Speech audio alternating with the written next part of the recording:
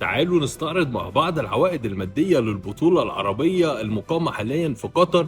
أرقام كبيرة جدا جدا في البطولة دي، بتصل العوائد المادية ليها يا جماعة ل 36.5 مليون دولار، بزيادة 11 مليون دولار عن النسخة اللي فاتت. وده رقم كبير جدا جدا ورقم عظيم ومهول، يفوق حتى كأس الأمم الآسيوية وكأس الأمم الإفريقية، وأرقام حدث ولا حرج.